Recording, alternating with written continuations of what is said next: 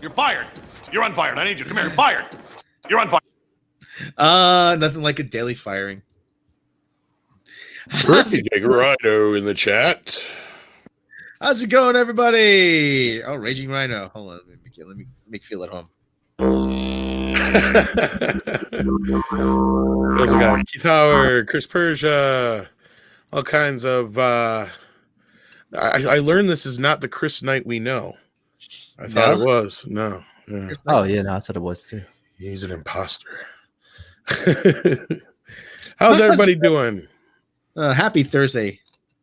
It's post hump day. Thursday. Hump day. Hey, phrasing. So Quit swearing already. it's Thursday, October 8th. Today was the virtual Star Trek Comic-Con panel. You know how many people watched it live? No one. At their peak, they had like 1.2 thousand watching. Thousand. I'd be more interested.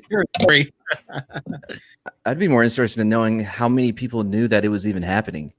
Like, I forgot. Nobody. I completely forgot. Well, I Gary, forgot until I saw Alex Kurtzman tweet out about something that I'm very angry about. well, we'll get to that. But no, Gary brought up an interesting point. Like we said, like, yeah, it's kind of like the whole cuties thing and other things like that. If we don't bring attention to it, nobody will care. And he said the same thing. It's like, yeah, we're not even going to talk about it. Why? Because it's pointless. And this is the whole reason why I said Star Trek Las Vegas is not happening in December, because they keep doing this shit. They dropped a bunch more info here today, and it's just like, are you guys going to save anything for December? No, they're not. Because there ain't going to be anything. Maybe in Jerry December. O'Connell and Will Wheaton will have a standby me reunion at Star Trek Las Vegas. That's all that's left to talk about. You know, I didn't even fucking think about that till now you said that. Get the fuck out of here, script. It'd be nice to Will Wheaton. Will Wheaton. We could never get a proper reunion, so. So anyway. And I don't want Joaquin Phoenix playing his brother. Captain, I'm sorry. I know everybody loves Joaquin Phoenix, but River was the talent. yeah, I think so. I think this That is entire true. time, Joaquin has just been trying to live up to what he could have been. Well, could they do like a reunion where didn't his character die in Stand By Me anyway, like in the prologue? Technically, yes. Yeah, so they could just write him out of it. Well, no. I just the irony of having all the same characters on the same show, like I thought would be kind of funny, but yeah. Captain Hair, $5. Screw a Then movie that means about- you got to put up with Corey Feldman though too. Yeah, he's True. cool, though.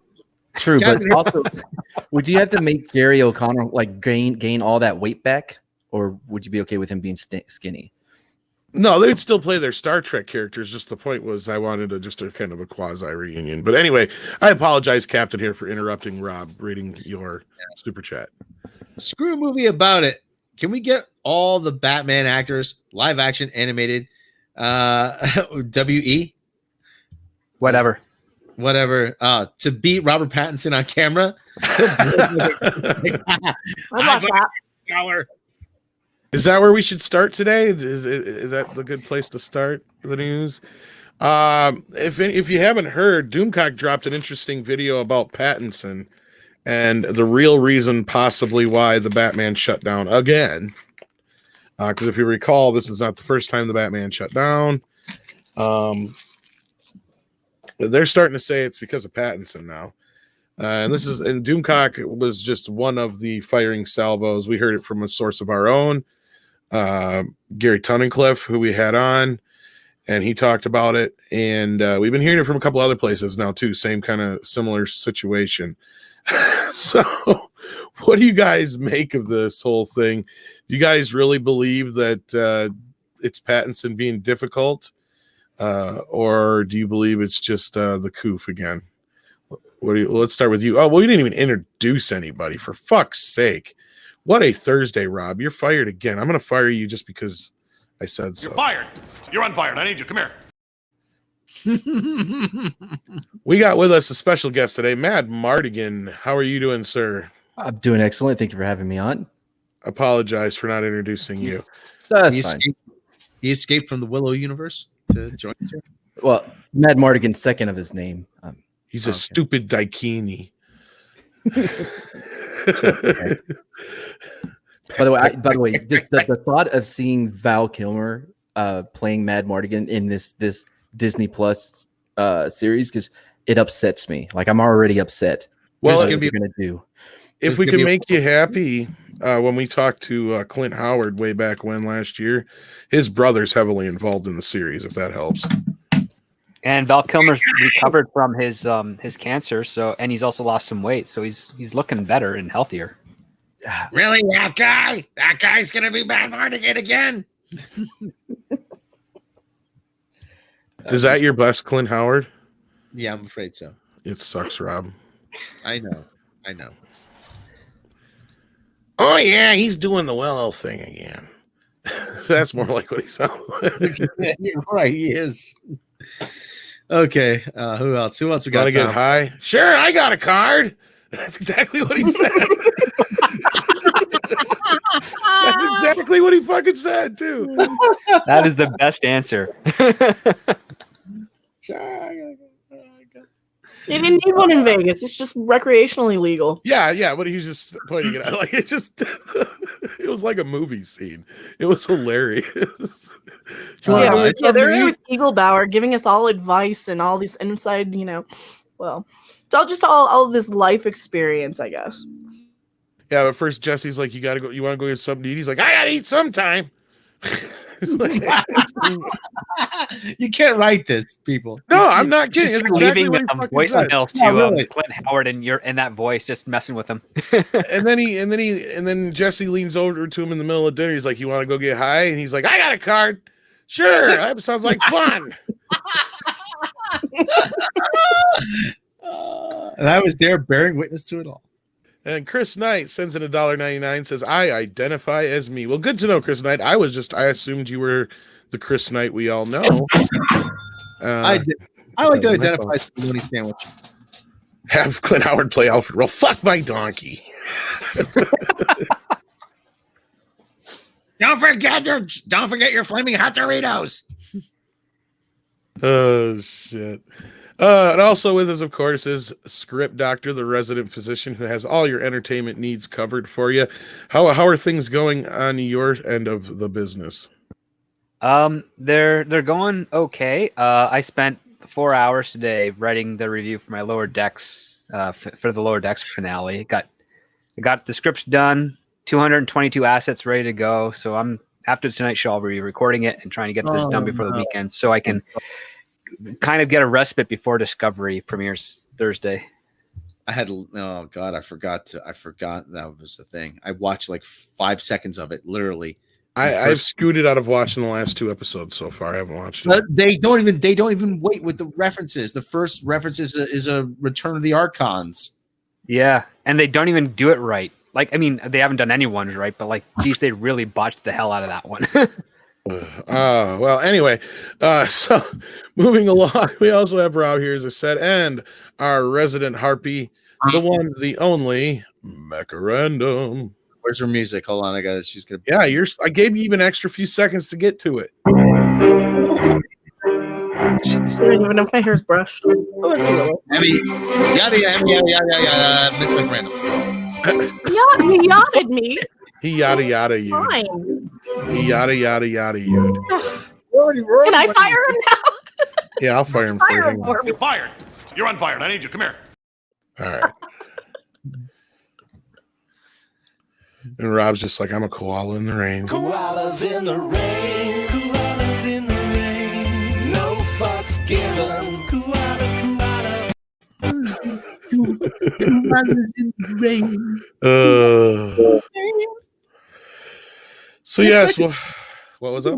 Prince song. It could almost be a Prince song. Koalas in the rain. Koalas in the rain. Koalas in the rain. Koala. Oh shit. Koalas in the rain. You're watching in the rain. Rob act like a moron. No. So special about it. As we were stating just before we rudely remembered that we hadn't introduced anybody yet, there's this rumor going around about Captain Sparkle Pants Boy, the rees are already out there. Holy shit! You guys it's just like like they're like reading like Mel Gibson in South Park. Give me back my money. Wait, is it Ree's like they're supporting him, or Ree's like they hate him? I don't. I've been away. You for guys 4 just hours. don't like him. You guys are making this shit up. It's Did, like, did okay, you tell them that? Did you tell them that they're defending a straight white male? I don't know if he's straight. I'm good. No way, this guy's straight. Well, he's a soy white male, so it's different. Ah, okay, all You right. can't That's put right. pasta in the microwave with metal. I wonder if he's the one who bought that Gucci dress. Probably. I don't know what you're referencing, but I feel like Is he it did. blue? Is it gold? Oh, you haven't seen the Gucci dress? Oh, that? Sorry. No. I thought there was some other story about Robert Pattinson like being at the store. Like, what do you think about this one? Like, No, I'm just wondering. Does this make my hips look They're, fat? they're making it for somebody. It must be him. For Christ's sake. Oh, so for reference though, like Doomcock did this story, right? I was like, oh, interesting. And then yesterday, or the day before it was, whatever day it was, we had Gary Tunnicliffe on the morning show. Yeah, it'd have been yesterday. And before the show, he just like starts talking about this whole. He's like, "Yeah, I was talking to this guy about the Batman, and this is what's going on with Bat." We just out of nowhere, and it's like, dude, that's exactly basically what Doomcock is saying. So after the show, we talked about it with him again, and we're like, "Do you mind if we use it?" And he's like, "Yeah, go for it." And he didn't even care if we used him as a source. Wow. So like, all these fuckers are out there like, "You guys are just making this shit up. I'll go with my other." News outlets. It's like, okay, you guys bitch that we don't share our sources. We share a source, and then you say you're going to go back to the places that don't share their sources. All right. Whatever. So yeah, let's start with Mad Mardigan. What do you think about this? Do you think this is true? I honestly, I don't know. I mean, I don't know your source, but like I'm certainly gonna like when Doomcock said it, I'm like, okay, I'll entertain it. But then seeing you guys come out with it as well, I certainly lean that way. But there's been the whole COVID thing, which may have been a cover up for him, and he's so skinny and his jawline bothers me for some reason. I still expect him to sparkle in the daylight. Like I think he's a great actor. I don't know what the hell is going on. That said, I feel bad for the director. Yeah, because he kind of got this wasn't his choice. He Right. wanted a different actor. He wanted Nicholas Hoult, and the studio pushed Edward on him. Script doctor. Have you heard anything about this at all, or is this news to you too? Well, I mean, I saw your video earlier today, and then I was asking one of my friends who's a sound guy if he's heard anything in his community, and he was able to say is that, yeah, they went down. They didn't know what. They weren't given an exact reason, but there were just mutterings that it was more to do with Pattinson and reorganizing their shooting schedule as opposed to anything specific regarding a virus or whatnot. That's all he was able to tell me through his friends overseas. So, I mean, yeah, like we know that they're down again. We have two stories that have one common thread, which is that it's regarding Pattinson. One is for a virus, and the other one is for basically him being difficult on set, and it both can be true. And at the same time, one of the universals, especially in acting, is that usually the greater the actor, like skill wise, the more horrible of a human being they are and difficult to work with. Like Marlon Brando is a prime example, of course. I'm not going on without my pizza. Why don't we just have? I'll play Jarrell, but I'll be a suitcase, green suitcase. Do I have to wear my pants? Make Darrell a giant bagel, okay? Do you know that Frank Oz about fired? Well, he couldn't fire him, but he was like just so had enough of him on the score. I bet, yeah. Like he refused to shoot the movie with pants on. Wow. Like most of his scenes are from the waist up because of that. I think there's that one shot where they're in like an indoor pool, and he's like got his pants on for that's the only time I think Brando has his pants on. Yeah, there's like 2 or 3 scenes, but like otherwise he had to shoot him from the waist up because he refused to put his pants on. But there you go, right? So prime example of a difficult but great actor. Was the score filmed before or after The Island of Dr. Monroe? Because on that one, Like he demanded to be in a moo and have ice on his head. Yeah, that was after, but That was after, yeah. Okay, so it started on the score. He's like, I'm just gonna start with the pants. Oh I'm gonna see no, how no, far I no! That can No, it started way back. decades before that. I was just saying, no, because Donner was told like if he can convince you that he'll just do the voiceover and Jarrell will be played by a bagel, Jarrell will be played by a bagel.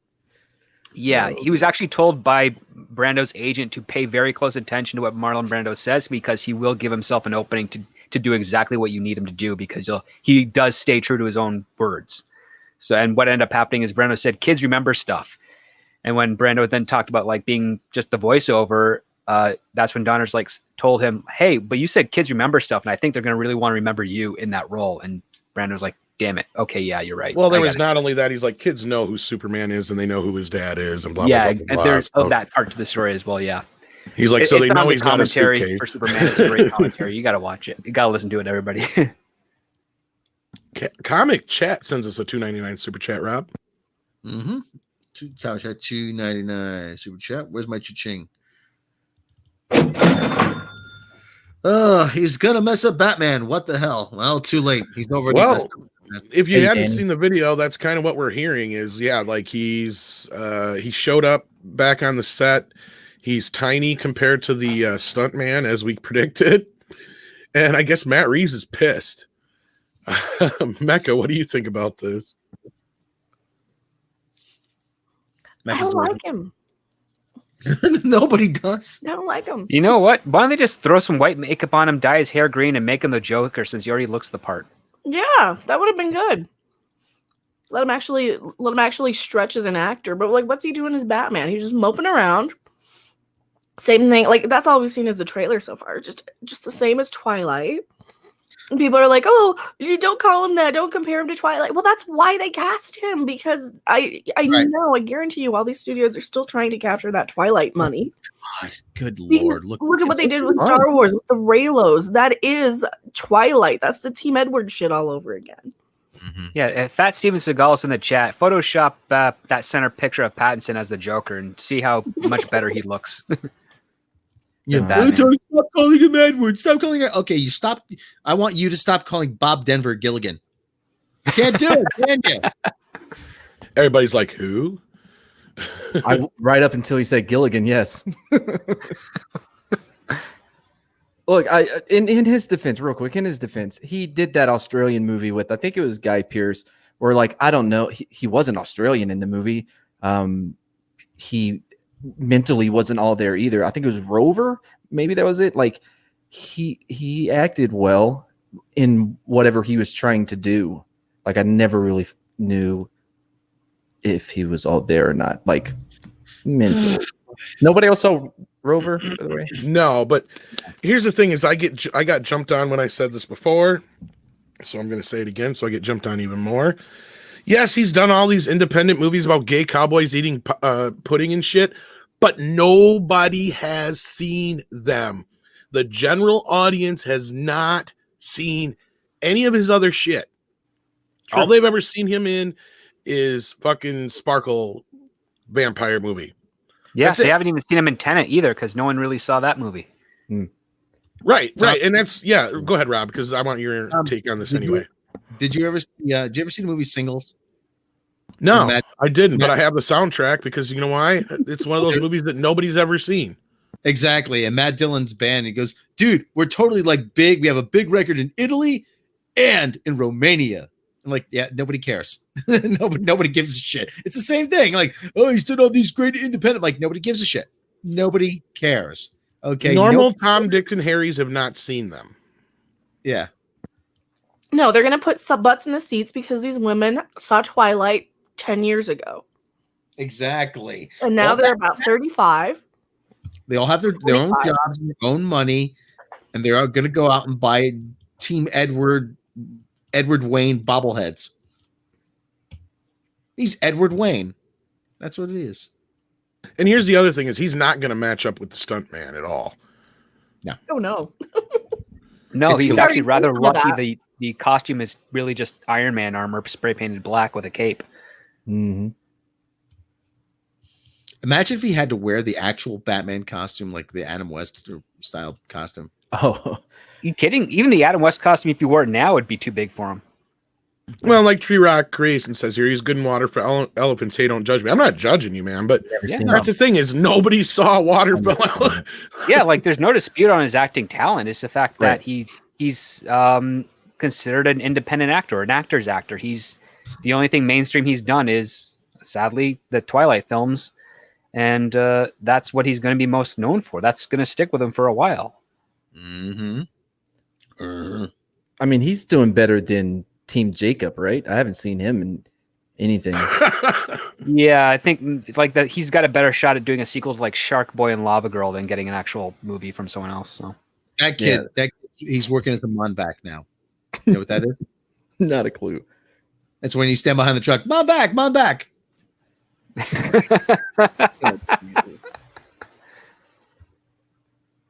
Bring the cup. Bring the cup. You want to go to wax on that?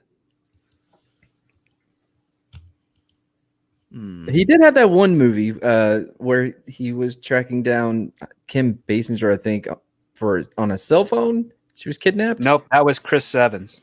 Damn it. Cellular. Damn it. So close. Wait, no, hold on. He was in the movie where he was adopted, but his parents were spies and they got killed in the kitchen and he had to run. And so That was- No, that's Spy Kids. That's the kid who was in The World's Greatest Dad and a couple of other. I okay. can't remember his name. Last one, I swear to God. Last one. All right. So his uncle was killed, and after telling him about his powers and responsibility stuff and like that guilt, That's Tobey Maguire or Garfield, Andrew Garfield. I give up. I don't remember what it was. He was in he was in a movie called Good Time, where he had to rescue his mentally handicapped brother from a hospital, but ends up taking the wrong guy, and then has to go back. Let me What? tell you, I love the theme from that. I love the theme song from that movie. Good Times. Temporary layoffs. Yeah. Good times. Wrong Easy good times. credit. Wrong good times. Yeah, good theme song, but wrong good times. You know what? I'm gonna Good go with times. John Q. Public on this. Leo may be a little old for what they were going for here, but you know what? He'd have been a 10 times better choice than this guy. Yeah, he would have at least been on time and worked out a little. Yeah, and he's 6 foot, man. I mean, he's not short. Leonardo DiCaprio turned down Anakin Skywalker because he doesn't want to be in. He never wants to be in a movie that's bigger than him. He almost was in Spider-Man as well. Yeah. James Cameron was James after. Cameron one, yeah. I mean, Shia LaBeouf, like, I don't think he would be good for it, but he would at least really went in on being Batman. He got that giant tattoo for that tax movie that no one ever saw in the movie. He was in like a 3-piece suit the entire movie. So I mean, I want to see Shia LaBeouf as Batman so bad. But this guy can't lift. Just a do fucking it, weight. Joker.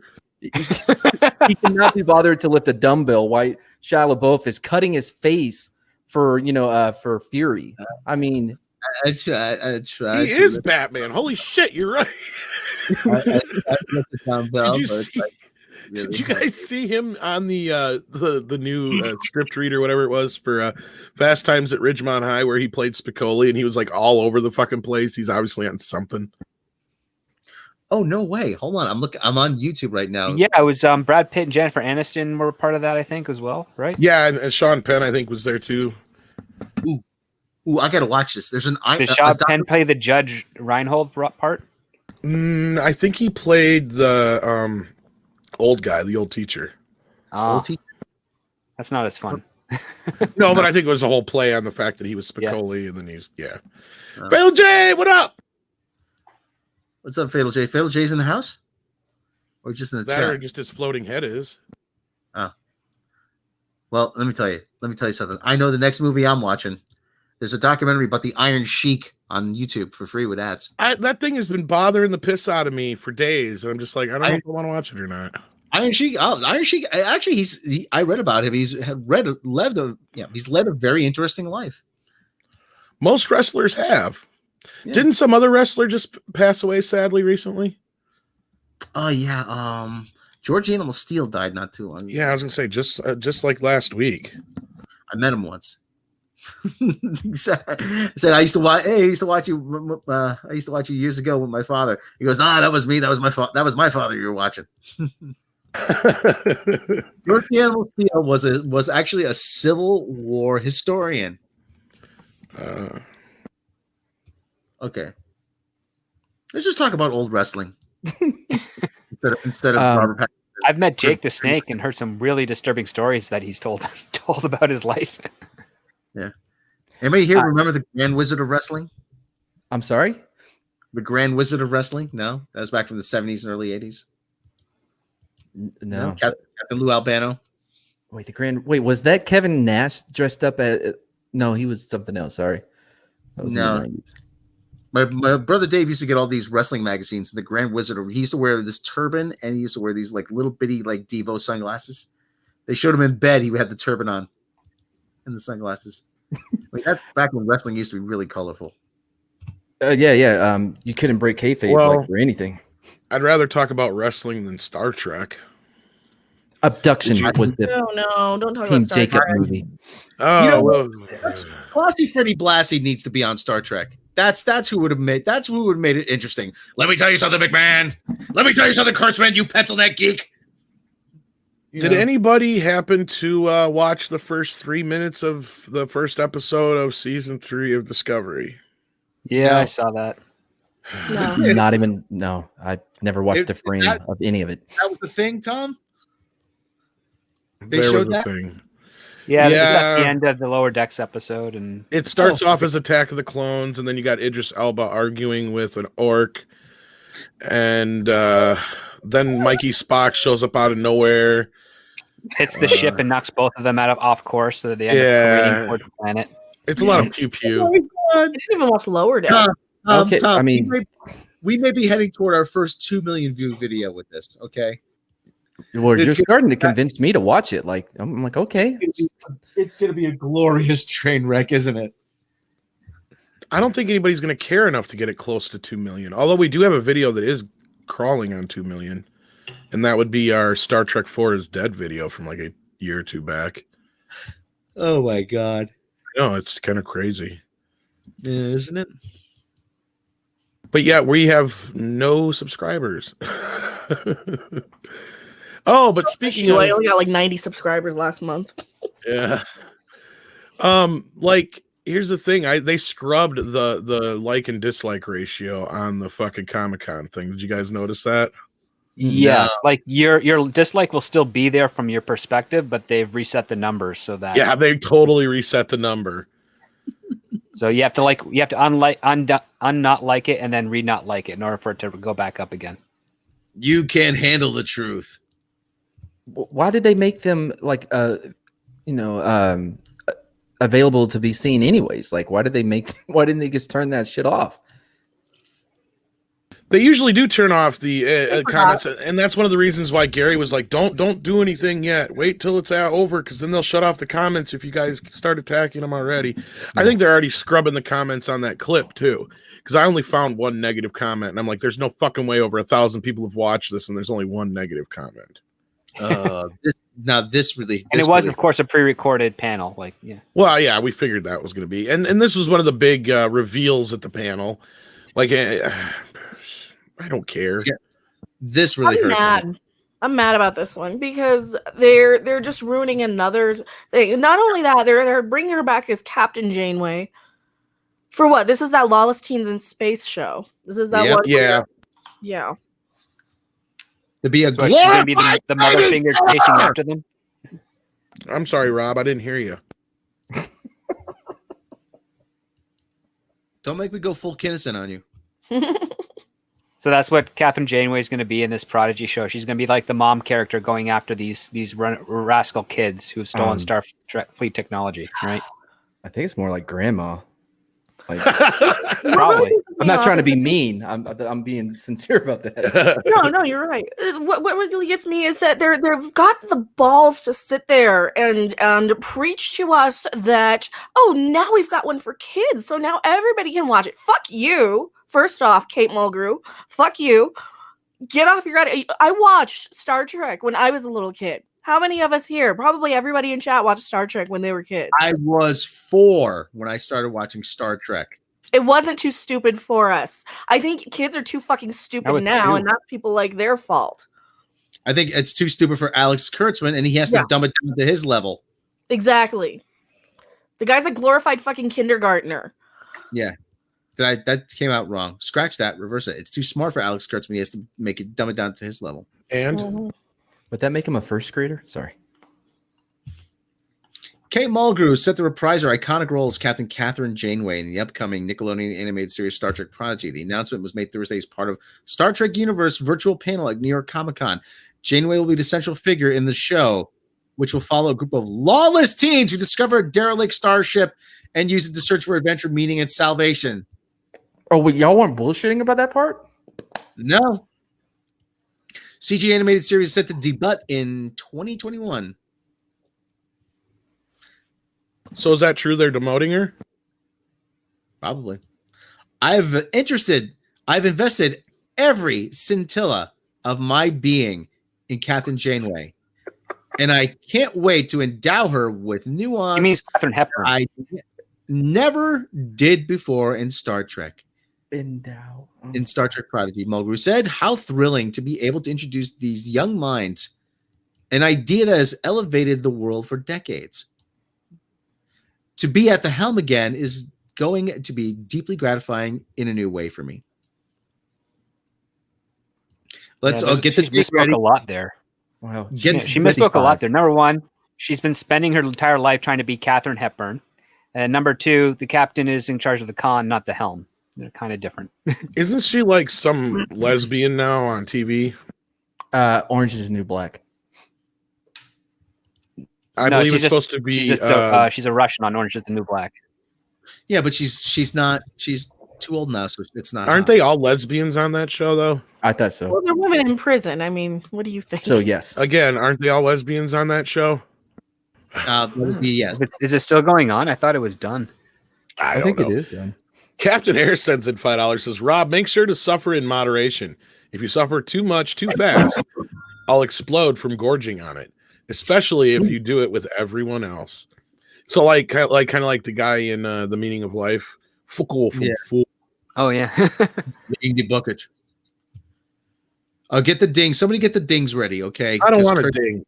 Kurtzman speaks. I don't have my sound thing up, so I'll just go ding. Let me see. Hold on. Can you hear that? Barely. Yeah, I think we all should just try to do ding on the same time, but whatever level we want to. Captain Janeway was held to a different standard than her predecessors, said executive producer Alex Klutzman. She was asked to embody an inhuman level of perfection in order to be accepted as good enough by the doubters. No, she didn't. She was a captain, No. and she earned it, and they respected her for it. My interjection? But show them all what it means to be truly outstanding. We can think of no better captain to inspire the next generation of dreamers on Nickelodeon than she. Damn it, no and. Star Trek Prodigy was developed by Kevin and Dan Hageman, who also serve as executive producers and showrunners, along with 23 other people. You're not Along wrong with there. 27. Along with Kurtzman, so there is like 25, 20, 23, 24, 25, 27. I believe RLM counted 27 on that one episode. Yeah. Yeah. This keeps sounding like satire to me. You're like, oh yeah, she's been chasing around teenagers in space. I'm like, that would be horrible. And you're like, you read it and she is. I mean, what is happening on this show already? Yeah. It does sound pretty bad, doesn't it? It does. Hey, phrasing!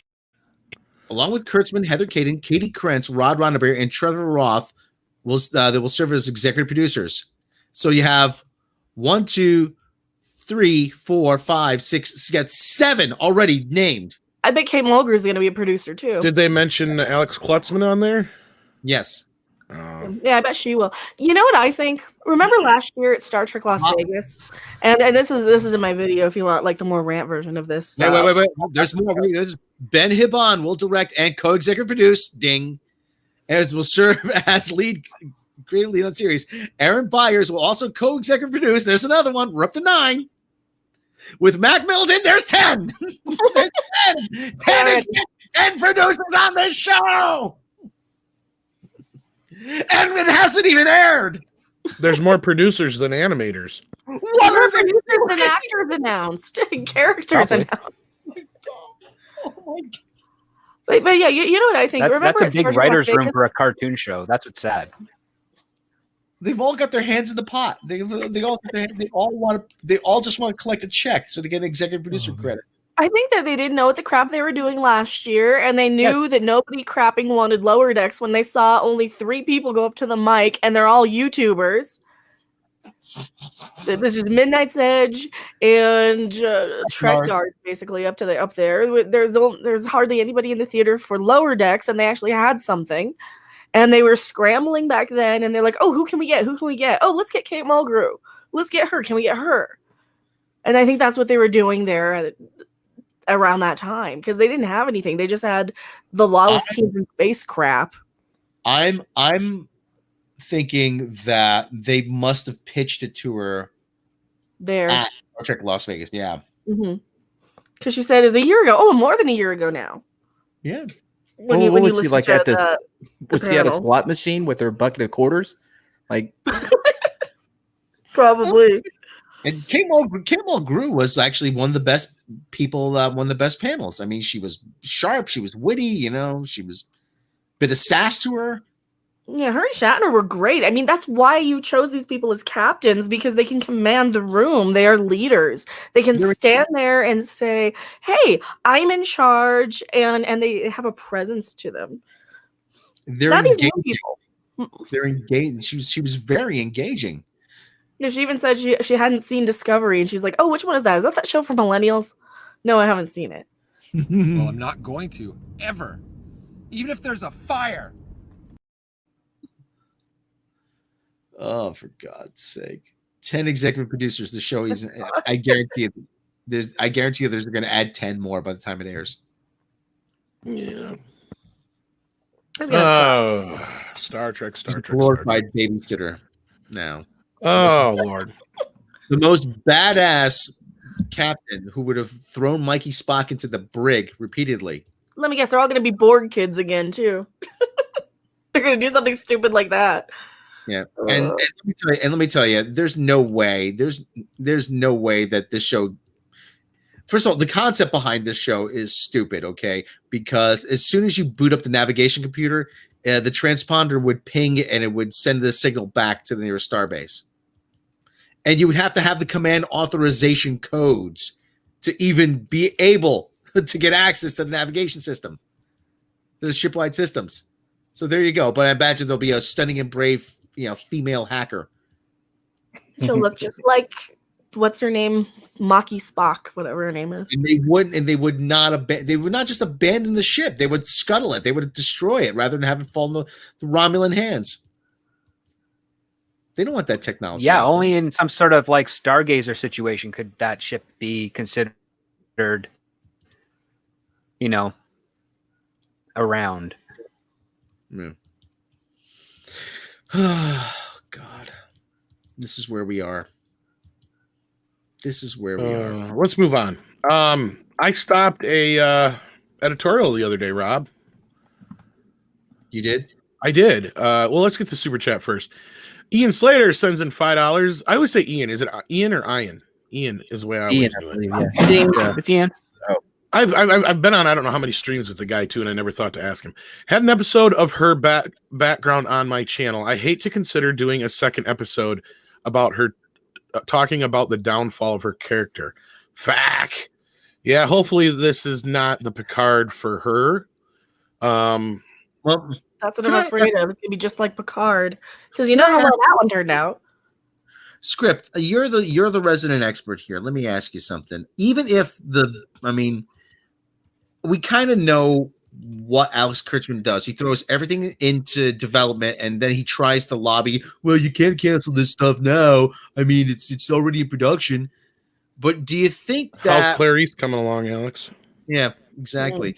Do you think even let's just say exactly. Let's just say for this purpose of discussion, if Emma Watts is going to pull the plug on this, on all Alex Kurtzman stuff, is she just going to allow him to play out the string? I think they're stuck, but here's the thing we got from our discussion the other day. It seemed and it sounded like to us that from what we were uncovering that Goldsman and Emma Watts have a history. And my guess is Goldsman probably was like, look, let me take the reins, Akiva Goldsman, and let me try to fix this. And she probably gave him a second chance because we heard that Strange New Worlds is his baby. And Kurtzman had nothing to do with that. And that makes sense considering it's all about white men and a white lady. So that's probably, that doesn't scream Kurtzman at all, right? And that also it doesn't start filming. Well, not with his year. treatment of Star Trek, no. Right. And all his other shows have just gone bye-bye. Then Gary says the same thing we heard last week. He said on High Council that he heard from somebody on the inside that Kurtzman cleaned out his fucking office and left. Nice. And then he came back. Ah. He's tweeting out this. That's what I saw. I totally forgot about the panels, and then I saw Alex Kurtzman's tweet with that clip about Janeway. I'm like, oh fuck. That might be his final middle finger to. That's a personal one to me. I think. Maybe. If they get that's gonna piss me off because I already fucked with seven. Like they're fucking with Voyager with me, and I think that's what they're going for. Maybe. The only thing with this Nickelodeon show is it actually has a shot at being the closest to classic Trek, mainly because their hands are tied by making it a kids show. You know what I'm saying? A bunch of gore and violence, at least. Exactly. Yeah. Like, I mean, it could be stupid as bad. It could be as dumb an eye being ripped out of a crewman's socket or something. It can't be as bad as anything else they've done simply because their hands are tied in that respect. I mean, and again, I'm not trying to like make it sound like, oh, this is going to be a good show or anything. Like, I'm sure it's going to be shit.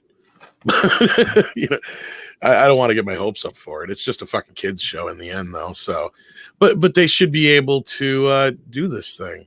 So, I don't know. By the way, I didn't even know like everything we've talked about this show is all new information to me. Like, I didn't know it was animated.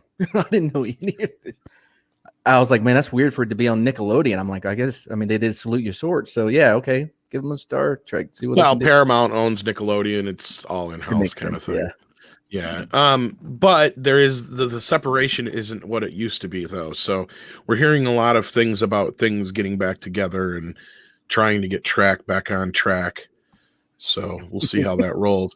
But as I was saying, I did stop Andre from doing an editorial the other day because he was doing one on Spider-Man. And I was like, you know what? Nobody's thought of yet. It's so odd that you would bring in Sam Raimi for Doctor Strange. And then all of a sudden there's all this talk about multiverses and Spider-Verses. And nobody ever thought to put 2 and 2 together with Doctor Strange, at least not to my knowledge. So I brought that up to Andre and he's like, you know, you're right. So he went back to rewrite it. And then this drops today. Benedict Cumberbatch joins Spider-Man 3 as Doctor Strange.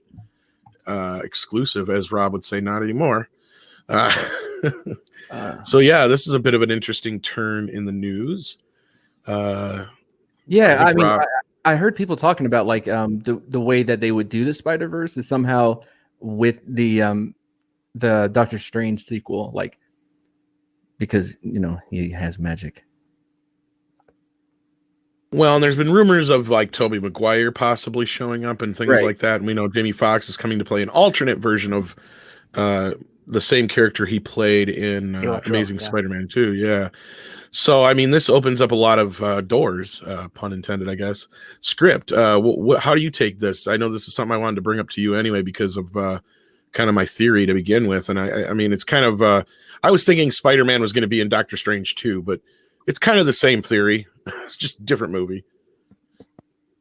Yeah, absolutely. And the other part too is because this is going to come after the Doctor Strange film, which is going to be Sam Raimi's project. And I'm a big fan of Sam Raimi. He's an independent guy that got onto the mainstream and, you know, has a flair and uniqueness to his directing and storytelling wise. So I'm curious to see how, because I'm certain that Sam Raimi is going to have some sort of involvement in Spider-Man 3 with Doctor Strange. Like the way that the formulaic nature of Marvel Cinematic Universe has at this moment, there's going to be some sort of type of crossover. But I think it's pretty cool to do this. I mean, it's definitely a better choice than the other rumors we heard with Captain Marvel being in Spider-Man 3. So if that's the exchange that they're doing, where they just get Doctor Strange in there instead. Well, don't put it past them to cram Marvel in it as well. I think they're going to try and get her the fuck out of I there. won't, but We got Monica Rambeau. We've got Ms. Marvel coming in.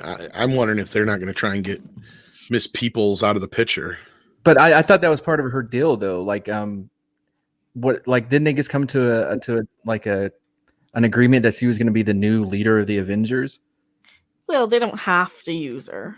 They don't have to do shit. Yeah, I remember they were saying that like she the was intention the before. Oh, sorry. Go ahead, Tom. No, I was just going to say I'm they were lagging a little saying. bit for some reason. Yeah, that's all right. Feige was saying before that Captain Marvel is the strongest, and then he went back on that. He's like, "Oh no, Scarlet Witch is."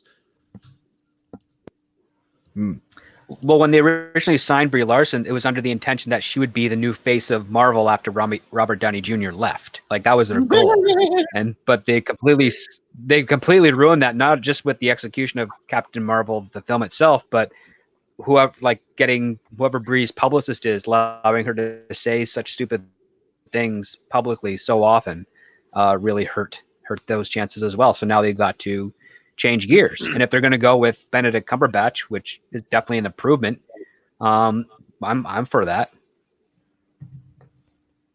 I think what they were trying to do with that whole, she's going to be the new face. They've been bouncing back and forth between that, because she'll say something on her YouTube channel to contradict that, like, I really, really begged to be. I'm really trying for it. It's like, I thought you already were 6 months ago. So, or a year ago. So what gives now? What's different now? So there's a lot of weird stuff that she's kind of letting. I don't know why her people are letting her do that, because darn well she's not uploading her own stuff. But I haven't even watched any of her videos. Well, it kind of goes also with my theory that Captain Marvel was more of Bob Iger's baby than it was Kevin Feige's. Mm-hmm.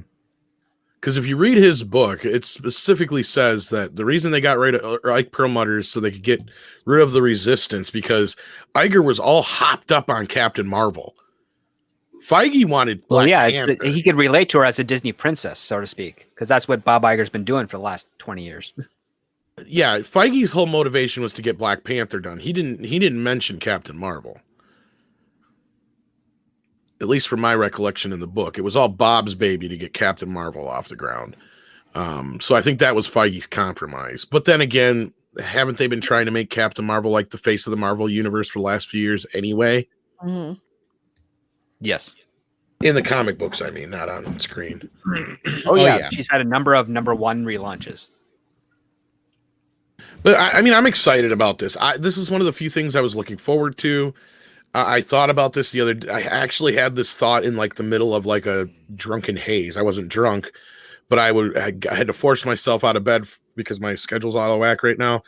And I just, for some reason, it came to me in my brain. It's like, I think that other appearance is going to be in Doctor Strange 2, or Doctor Strange is going to have something to do with this multiverse business.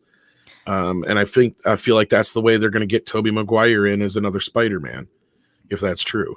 My hazes just include stupid stuff like, I wonder if they ever made a Morse Day in the Time cereal, or if I'm just remembering something else they did.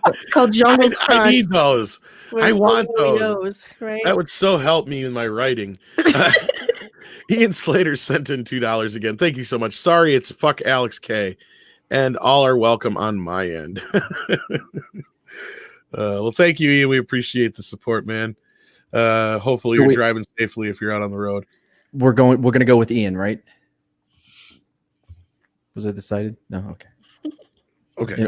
Can I say two things about Brie Larson? Because there's two things that bother me. One, like, she is the only like actor that I know that retroactively has made so many movies bad for me. Like 21 Jump Street, I'm like, oh man, this is awesome. And I didn't realize she was in it. I'm like, oh, it's not as great as what I remember, like, immediately. And I think there's something going on with her. Like, if I watched like Robot Head's coverage of her YouTube channel, and there was not one picture on the wall Nothing. Not a painting. It was so weird. Did anybody else notice like how empty her house was? She reminds me of a Vicodin addict. Like I just see people. I think we were talking about this on some stream somewhere. I can't remember who I was talking with. Probably Pete and Tina, actually, on After Hours something over on Creepy Little Book. But we were talking about this, and just like, okay, is this a good day or a bad day? Is this a dope sick day? Is this and I'm not implying but I'm just saying this is what it reminds me of after watching years and years and years of Intervention. And okay, she kind of comes across as dope sick here, but then she's fine here, and then she's like, I see people. I just play people. And she is. I don't think it's her house. Sometimes. I don't think it's her house. Yeah, I it agree. might not be her house. Yeah, it might not. She might be renting something for that studio or something. But I think so. Breaking into people's houses, taking down, their family portraits, and we got to figure. Well, first of all, we got to figure she did this back either the beginning of the COVID or whatever. Because Mecca, you had said she had said a few things that kind of gave away when she had filmed some of these things.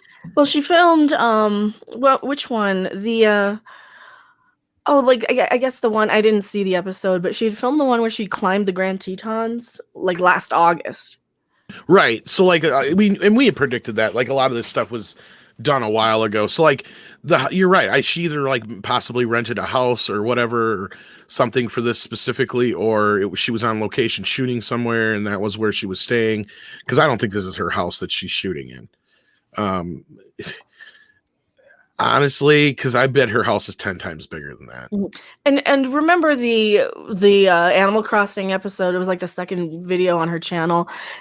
She had, I guess, a few months earlier, she had done this huge promotional deal with Nintendo where she tweeted out about this Animal Crossing thing that they gave her for free to do that. And then what's in there? Oh, the video of her playing it for the first time ever. Yeah. Well, like you and Rob brought that up too, the whole product placement thing. And that's the other thing. I think she bought her mom a house, and I think she lives with her mom. If I remember right. I think I read that somewhere or something like that. You think when they were like Skyping or whatever, Zooming, whatever they were doing, like she was just in the next room, her mom was in the next room? No, that's where I was thinking like she was on location or whatever. Probably just some rental through the studio or whatever. Because like usually when you're like they'll have like for the crew they'll rent out like a hotel usually or whatever, and then like the main stars and like the director and certain other people in the production will actually get like rented apartments and shit. So I feel like that's possibly what she got, like a rented cottage or apartment or something like that. Because it looks way too small for the kind of paychecks she's been pulling down. Yeah. Oh yeah. But I think that there's some weird stuff going on with her though, like personally though, because like we were saying off stream one night, it's like, oh my god, this is why she's like all disheveled here. She looks so much older here. What's wrong with her here? Why does she look 50 years old and she's only 30? Why does and we just question these things, and we're looking like if you just Google Brie Larson pictures. Sometimes like, okay, well here she's fine and she's had a fix. Here she looks dope sick. And this is just us ragging on her. We're not implying, we're not saying. I have no idea, no proof. So don't say Mecca's doing this or saying. No, we're just saying that there's got to be some weird explanation for her kind of erratic behavior, I guess. Sorry, Mecca, but you don't fucking say this shit after a couple. I just see people and I just play people. I didn't play Captain Marvel because I wanted to be a hero. I just wanted to be a person. It's like, wake up. That's opiates, in my opinion. So Mad Mardigan, I know you gotta get out of here real soon. Was there anything you wanted to plug or talk about before you go? Yeah, if you want to check out my channel, it's JMC Production. You can go to my Twitter and find, I don't know, put in some effort, earn the content. It's really good. We do Tafarian Nation. It's a long story, but we're gonna have a Halloween special coming up on Friday. I won't be on it, but my boy Barber, my co-host, will be. He'll be interviewing Jason Voorhees, which is a big get for us. A little weird because he doesn't speak, he's a mute, but we're gonna figure all that out once we once we help him, turn on his computer and stuff. So that's going to be interesting. Send him a whiteboard or something to write on. I think I think he can speak more than what people think. But again, thank you so much for having me on. This was great. Tom, script doctor, Mecca, you scared the shit out of me. She yelled at me one time on Twitter for a bad take on covers of songs. I'm like, okay, I'm just gonna back out. I'm not gonna. What did I say? I'm sorry. No, it was about it was a cover for a trailer. It was the Zack Snyder.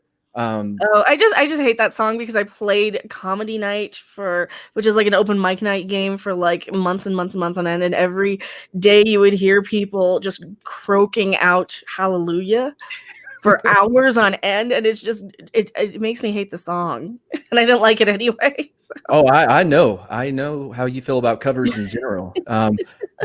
Rob, Tom, script, Mecca, please don't hurt me. Chat.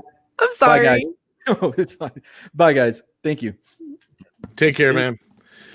You can also catch him on Shenanigans and a few other places as well. He's always a blast there.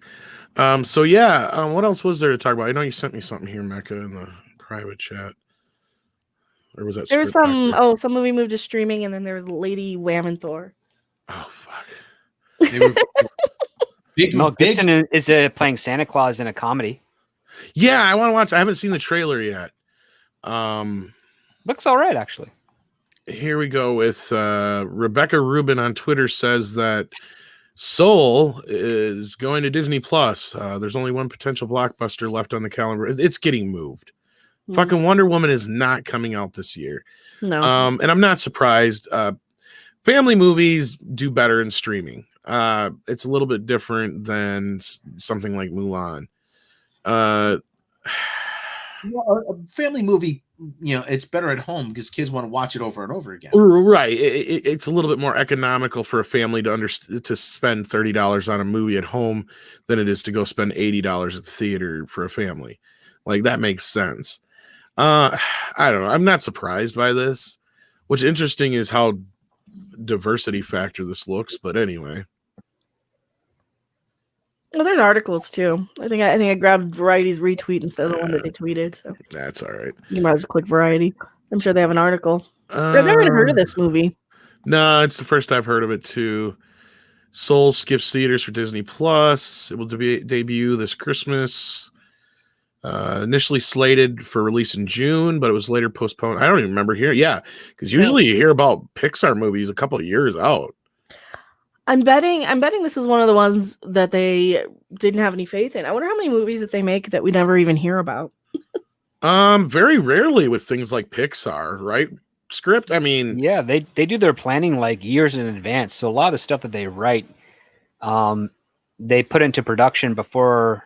Like they write the scripts, and then once everything is solid, then they start doing their models and whatnot. So it usually takes 3 or 4 years before you actually see a movie. So I've known about most of their movies 2-3 years ahead of time. Like I remember, Toy Story 4 we knew about. I think this one is a play on the word. Isn't it this about like a cobbler, like a shoe repair guy doing something? It has absolutely no fucking synopsis for the movie at all.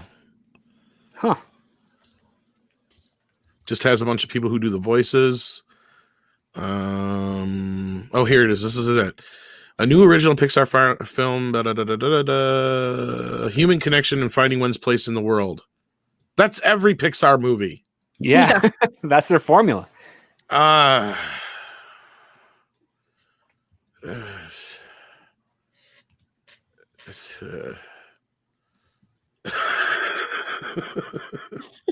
Another movie for me not to care about. Pixar has really gone to shit. A lot of the original writing team is gone. They've Gumbaro do other things. Yeah. Gumbaro says it's a Pixar movie about a jazz player. Well, what the fuck do you expect happen when you Me Too fucking John Lasseter out the door? Yep. He hugged too much.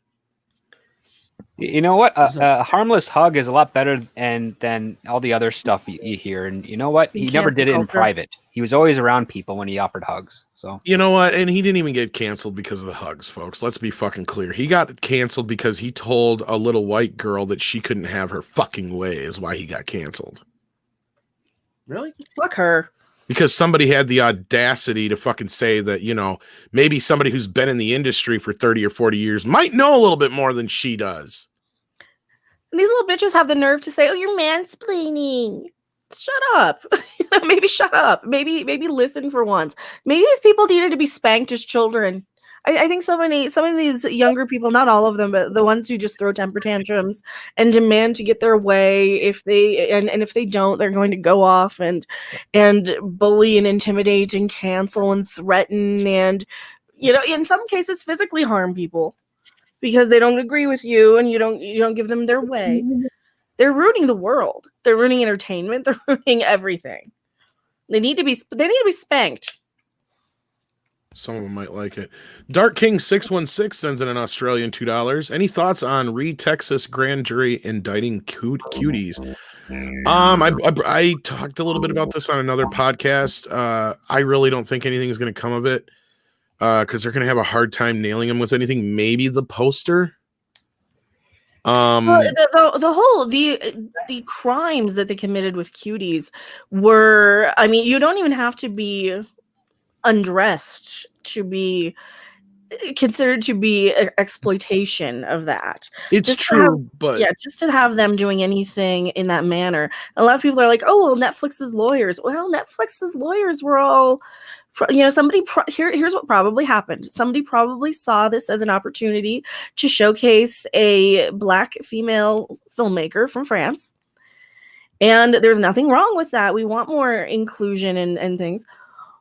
The issue that they didn't notice was what the actual subject matter was, and by the time they did it, it was too late anyway. So what could they do? Try and double down on it, to try and pretend it didn't matter, try and sweep it under the rug, and that doesn't fly. That's not going to fly. Just another example of ticking boxes instead of looking at content and context. However, go ahead, Script. This is also a grand jury case, which means it's going to be an indictment, not an actual conviction. And it's also going to mean that that worst case scenario, Netflix will have to pay a fine based on the profits they would have seen from this film. However, they might not pay anything because they could just argue that they lost a whole bunch of subscribers when this thing debuted, which is true. And so they'll get off with nothing. Well, not only that, my point was going to be is they didn't make it. Exactly. The best they can do is say you contributed to its distribution. Yeah, it's basically like trying to sue McDonald's because you had a bad hamburger, whether you got it from McDonald's or not. It doesn't really matter because McDonald's didn't make that hamburger. Yeah, I don't know, that's a bad analogy, but no, it's more like it's actually a little bit similar to the Anas Abdeen case, which is that CBS purchased the product that Alex Kurtzman presented to them under his contract, and there's a lot of similarities to his video game, which means that it could look like stolen property. It could be basically like you're a guy shopping for a car at a used car lot, and you buy a car, and then the cops say, hey, that's stolen. Well, you didn't know that, so it's not you that's responsible for being possession of stolen goods. It's actually the used car dealership. They have to be investigated for how they got this car, and did they do their research? Did they change anything like the VIN number on it or what have you, and then resell it? So that's the party involved. Like Netflix is basically just an ancillary player in this. But they were promoting it with the poster, and they did. Yeah, they did showcase it and feature it, and they did. I think the actual crime they committed was promoting something that does all of the things that are and that's right. It's the distribution and the promotion stuff is probably algorithmic in place because there was an issue with Netflix years ago, and I think it's been mitigated to a point where certain movies would have artificially created posters to sort of lure in specific types of audiences by using background or ancillary characters as if they were the main ones advertising a film. Well, this one had little girls in basically very skimpy costumes. They took a clip, an actual clip you can find in the movie, and then they put the title over top of it. A computer can do that. That's what they've done for other films. They've done it for movies where there are African American or Black Jamaican characters in it that are just in one scene, but they're put on the cover with the title as if it were advertising that it's a movie for people of that demographic, and it's not. And that's done artificially. That's done through an algorithm, and they could argue that could be the case here. Right, and like I said, I didn't want to get too deep into this, but like my main thing, I feel like this is gonna hinge on mostly is other than the fact that it was made in France. They can use certain excuses. They won't be able to get around certain other ones because obviously they're like, well, you knew what you were buying, you knew what you were promoting. They may be able to hide around behind the fact that obviously, we were promoting it with the intention of it being, whatever, but they'll have a hard time with that too. Again, I think Script's right. I think the worst thing that'll happen to them is they'll probably get slapped with a fine, maybe. They may have to pull the movie down, but I don't know if that'll happen even. They will probably try to pass the buck on whoever did the poster. If it's an outsourced thing for Netflix, like if they, use what would you call third party, or if it's an algorithm thing, they'll have not a publishing company, but a publicity department or something like that. Yeah, an advertising agency. Yeah. They could possibly try to pass the buck onto them. And they could also get Sundance involved, because Sundance gave it an award, which gave it notoriety, which put it on the market for purchase. Yeah. And that's the thing, is I have a feeling like it's not even going to get presented in court in the way that we all think it is. No, it's going to be completely grand jury. It's going to be basically a non-crime crime, which is what a grand jury investigation and indictment is. Now, if somebody wants to look, I don't remember if they did actually go to court or not, but there was a movie. They did an American version, but it was originally based on, I believe, a Russian or German film. Let the Right One In. Oh yeah, I remember that one. That's I think a German film. Yeah. Yeah, the original German film we had to pull down from Movie Gallery because it was deemed child pornography. Because there's one scene where the two girls get into bed together, and I think the one girl's topless, but they're both prepubescent. And I don't think there's any sex in the scene. I never saw the movie, so I can't speak to it. But regardless, we got this letter. We had to pull the movie off the shelves. I don't know if there was a case then for that movie, but if somebody wants to look into that and send me any info on it, that's probably where this case is going to go. I don't know how far that got, if at all. Oh yeah, Scandinavian film. Scandinavian, yeah, okay. But yeah, I remember there was a big bunch of hoopla around that. And again, you have the similar issue of, like I said, it's the intent. The court's going to have a hard time proving that Netflix released this with the intent of it being an exploitation film, so it's, I don't agree with it, but it's one of those things where I think Gary made a great point. I, like him, agree that it should have been pulled down. And we don't want the government getting involved with this shit. I think that they pulled it down, though, that would have shown an admission of guilt, though. That might be the only reason it's allowed to stay up. So it's doing the right thing in that sense. Like, point is that Gary's getting to is you don't want the government to come in and start censoring movies and shit. Yeah, because Cuties is one thing, fine, but then what's next? Nightmare on Elm Street. And don't get me wrong, there's plenty of people at Netflix that they could throw under the bus for getting this on there and be completely absolved by it if they wanted to. Yeah, it's gonna get weird, but I don't see too much happening as far as like Netflix getting in any like real big legal trouble here. There's too many outs for them, like Script said. I don't know. And then the other thing you sent us though was about Mecca was about Lady Thor. Lady Wham and Thor. Lady Wham and Thor. Natalie Thorntman, I guess maybe. Thorntman. Where's the Natalie? Look at me. I'm having trouble holding up a plastic prop hammer. Portman. Every time I want to be optimistic for this. The story's in the MEAD chat, Rob, if you want to grab it. Well, okay. It's the same one I got? Yeah, that one. I got that up right. I want to dock in Natalie's part, man. Natalie Portman has revealed more details about her role in Thor: Love and Thunder, worst metal album ever. We found out last year at last year's San Diego Comic-Con that Portman would be returning to the Marvel Cinematic Universe despite not having a female director. Just putting that out there. For the fourth installment, if the Chris Hemsworth fronted series, proofread your shit. Dark King 616 is funny. Says in an Australian $2 super chat. Lady Thor, isn't there cream for that? I think there's a brand of petroleum jelly for Lady Thor. Do you know how many times we've done Thor videos where I've had the clip from Aladdin 3 where Robin Williams as the genie comes up to Thor. He's like, "Hello there. You're Thor." "Yes, I'm Thor." "You're Thor." "Yeah, well, it hurts."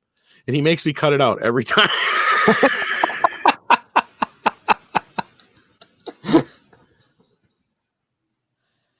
Because that's the only time I laughed in that movie. They made a third Aladdin. Good joke. Yeah. Good joke. They actually brought Robin Williams back. That was I the didn't only even know they reason made to a watch it. second. Of course, I never saw The second one was Return of Jafar. It was where the first it was more of a pilot to the TV series than anything. They made a TV series. Yeah, they did. And For the a guy couple who of plays seasons. the guy who plays Homer did the voice of the genie for a while. Yeah, Yeah, Dan Castellaneta. Castellaneta. Castellaneta. Yeah. Anyway, it was also revealed that Jane Foster will no longer be just a love interest. She'll be wielding the enchanted hammer Mjolnir that was once wielded by a man and will be directed by another man. Ha! So there, Natalie Portman. However, there are more That's up for surprises. debate when it comes to Taika Waititi, but Yes, he likes to tuck it. Oh, yeah. I don't know. Okay. Tuck it, Waititi. Tuck it, Waititi.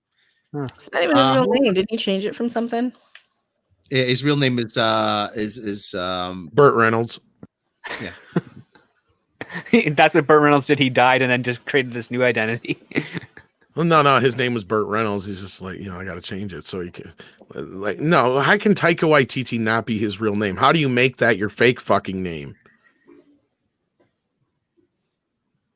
I don't know. Unless it's something even harder to say, like Takai Something Mango. really generic and boring, and he did it to be eccentric. Well, that's what I was saying. Like, that's what I was making the joke with Burt Reynolds. He'll Like, it was ruin just- your mythos in a minute, Tom. Don't you know No, that? it's just something. It's just something normal, like John Peterson or something stupid. It's Ralph. Everybody, look up Taika Waititi's real name. It's Ralph Jones. However, there are more surprises in store. When asked about his name is Taika Waititi. When asked about the movie in an interview with David Fatherly- is his middle name, though. Now, okay, how dare she? She did an interview in Fatherly. She's openly endorsing the patriarchy. Natalie. What about all those names on your dress, honey?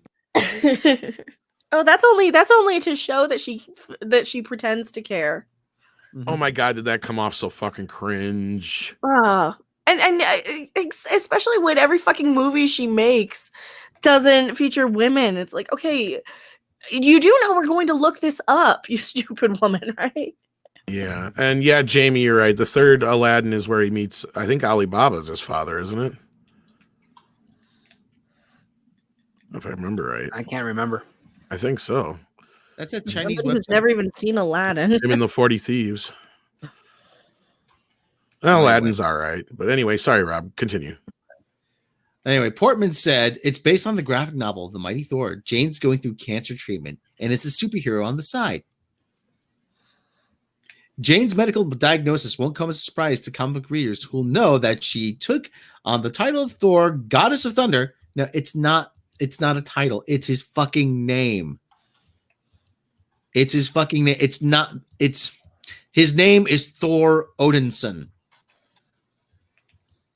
Thor Odinson. No, his real name's Burt Reynolds. Yes, it is. As part of Jason Aaron and Russell Dodderman's Mighty Thor series, which ran from 2015 to 2018 and was widely panned as being a joke. In that series, Jane is diagnosed with breast cancer during and turning into Mighty Thoress cleanses her body of toxins, including those used in her treatment. It even reaches the point where Doctor Strange warns her that if she picks up Mjolnir one more time and transforms to Thoress, she will die. Judging by Portman's words, it appears Marvel will use the series as inspiration that nobody bought in the first place. For her part, Well, I can see the point. You usually take a bad idea if you can make it better as a reboot. Like, I mean, that's kind of the methodology. I'm more interested in that con ad there. Like, I'm more interested in that ad for Voodoo right there. See Star Trek the motion picture. Oh yeah, and Goodfellas. Yeah. For her part, Goodfellas is a good fucking movie. Yeah. For her part, Portman seems keen to get back in the role. She told Fatherly, and another endorsement of the patriarchy, "I can't tell you much. I'm really excited. I'm starting to train to get muscles." Well, at least she's trying, unlike Pattinson. I'll give her that much. At least she's saying it. Yeah. Yeah, but she's a vegan. She's not gonna be able She's to a eat any 4'8" vegan. She weighs a $105. Is that what you're telling me? If you throw a burger at her, she might die.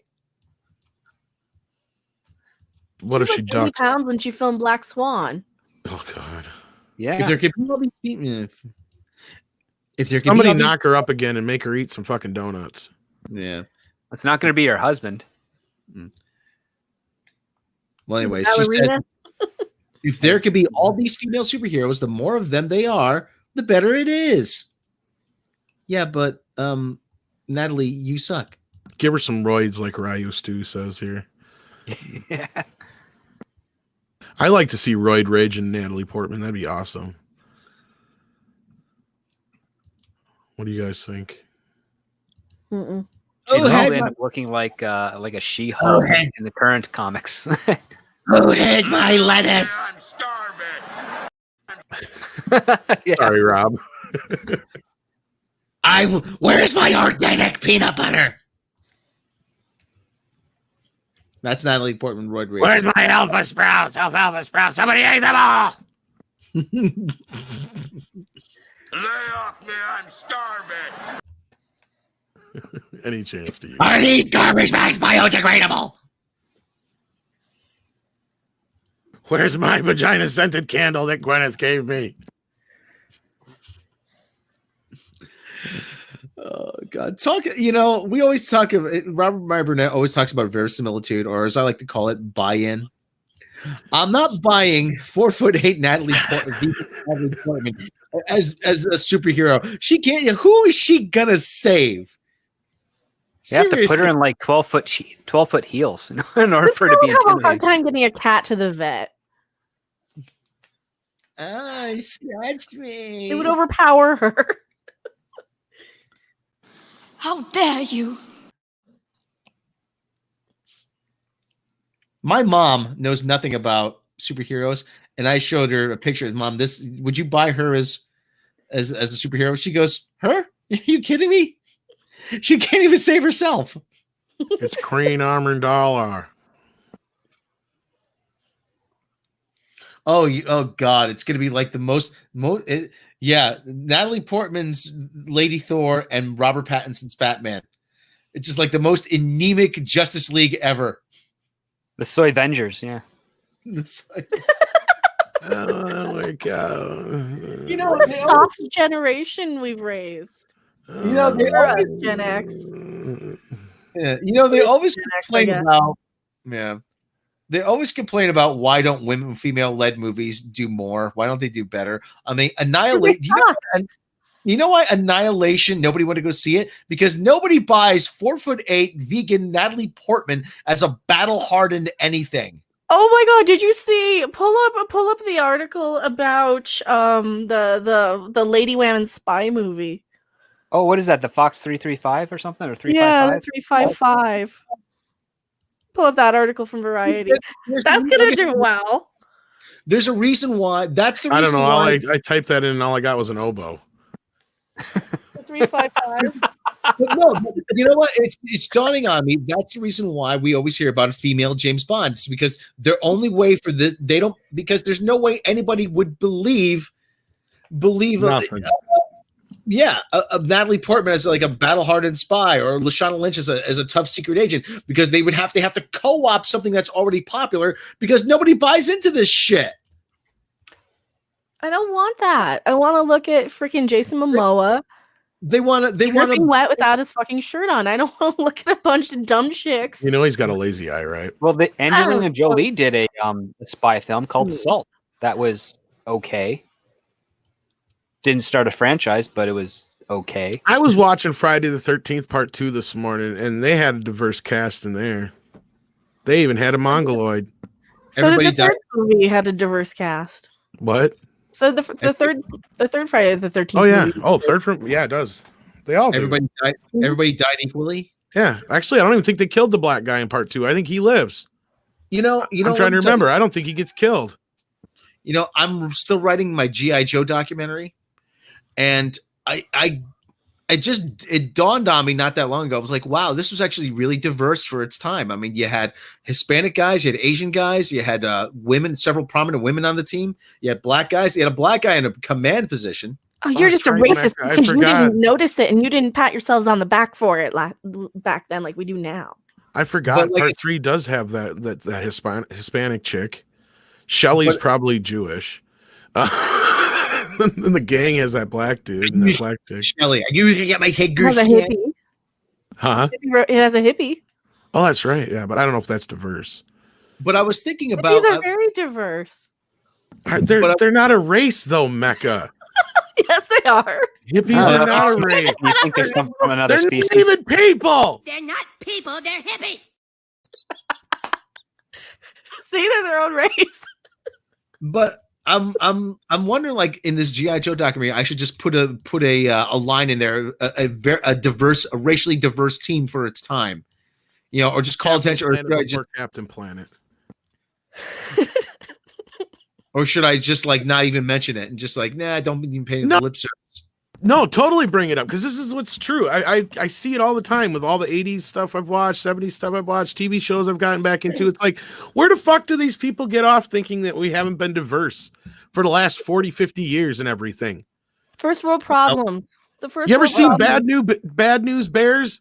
Everybody gets called equally bad names in that movie. Yeah, it's first world problems imagining that everything's racist. You can't even say what's his face said. You know the line I'm talking about, Rob. This team's a bunch of Yeah. And all the white kids are hooligans and white trash. Master Face Theater. GI Joe was very diverse without making a big stupid deal about it during a time when diversity wasn't a marketing / political ploy. Yeah. And all those character profiles were written by Larry Hama, an Asian American and Vietnam vet. Yeah, and K-Mation brings up like, oh, should we get an all-female Avengers movie? There's never been a male Avengers movie. That's a good point. Very good point. Mm-hmm. The Avengers were never, from the beginning, the Avengers were never an all-male team. Wasp was part of them. Yeah. It's founding member. Yeah, and Scarlet Witch is so much of a part of that team that she was one of the few characters that was co-owned by both Marvel and Fox at the time for many years until Fox was bought by Disney. But yeah, because she's even though she's an X-Men, her and her brother that's why they both showed up in both X-Men and Avengers. That's why. But you know what I'm talking about. Or well, not her, but what's his face did her brother, Quicksilver. Couldn't think of his fucking name. Yep. Played better in the Fox movies, but yeah. I agree. I do agree with that. Like he is like one of the best parts of the fucking First Class movies. Yep. So when they basically stole that joke in Sonic. Yeah. Which, Cavitane O'Shea, which member of G.I. Joe would Hasbro make gay or transgender? Hopefully none of them. Do you mean there wasn't one there before? Hey, it was the 80s, you didn't talk about those things. I was gonna say no. Oh, that's right. It was Don't Ask, Don't Tell.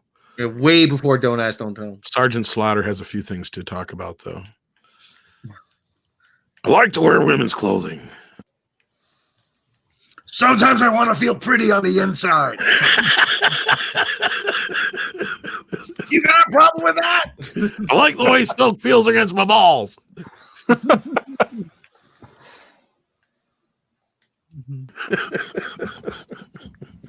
We're going straight to hell.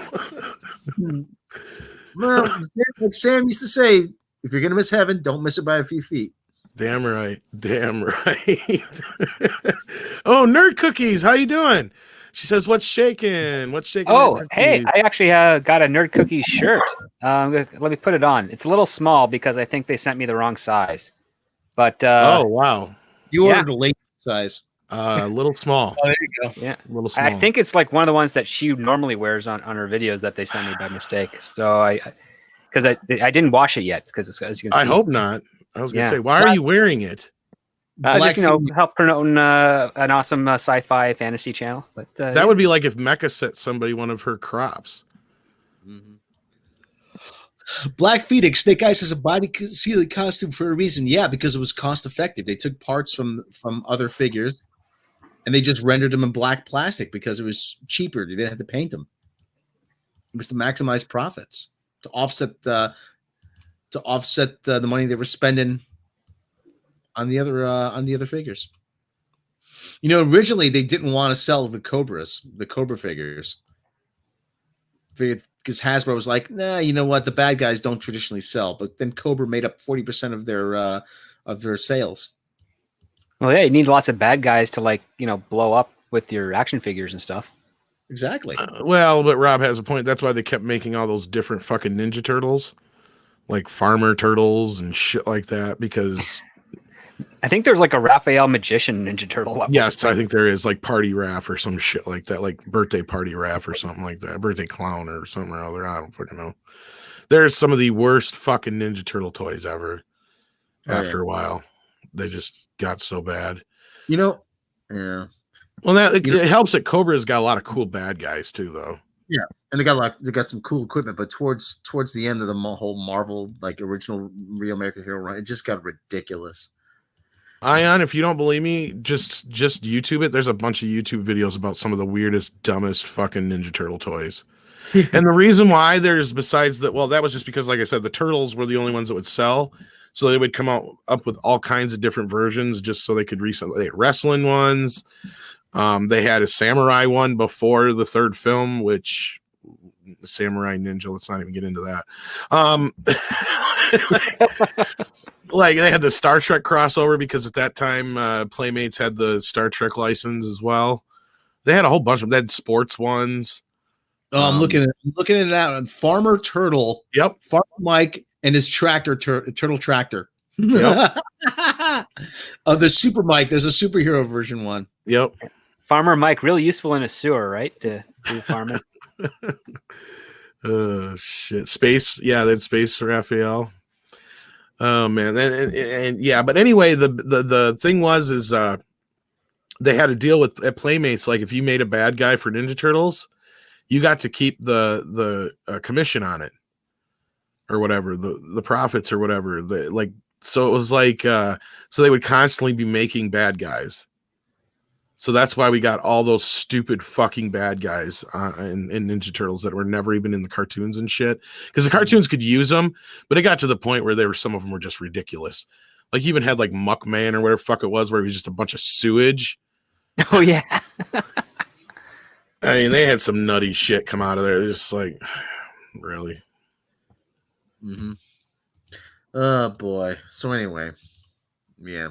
But hey, it was an what do you call it? Incentive to get them to make more toys. Oh yeah, I'm pretty sure there was some sort of rights or residual bonuses for. That's what I said. They actually got to keep the profits or whatever. I think it's actually in that Netflix show. They talk about that, the toys that made us. I think they bring that up. Yeah, Ion, Farmer Turtles. I knew you grew up in a farmer turtle community. That's why I brought it up. But then you grew up and became a ninja and a Navy turtle, according to your picture there, Shellback. So there you go. Boy, over 300 of you watching. Please hit that like button. I don't want to end the show yet. We were going 90 minutes so far. Was there anything else going on in the news that we could bring up, or? Don't know. Let me take this. Jed, every single line in the 80s had slime. Every toy. Yeah. You remember Dissect an Alien? Yep. Yeah, Yep. that had slime. He-Man was the first one, wasn't it? Somebody, Slime Pit. I don't somebody remember. on Twitter has said, "Name a better first season of Star Trek than Lower Decks." I'll wait. Oh, for fuck's sake! All of them except for the last few. You dumb shit. Yeah, I mean, Christ. TOS. Season 1 of Star Trek, Season 1 of Star Trek: The Next Generation, Season 1 of Deep Space Nine, Season 1 of the animated series. Enterprise was better. Take your pick. Season 1 of Enterprise commercials was better. You know, the car company. Yeah. Yeah, there's literally 6 television series that have a better first season in Star Trek than Star Trek Lower Decks. All of them. That's what somebody should answer. All of them. Yeah, all 6. I'll do that. All the ones that count. Yeah, Sumo Raft. They had Sumo Raft too. They had so many. So many. I wonder if I should ask Michael over at Retro, but I should look and see. I think he's done one on some of the Goofy Turtle. I know he's done Turtle videos, but I don't know if he's done one just exclusively about all the goofy ass ones they've had. I think he has. I'll have to I look. think slime was so cheap to produce in the 80s. That's probably why, yeah. And it was like well, you cheaper can than plastic. It's just you can like make it at home. Actually, it's Yeah. biodegradable. It's actually edible.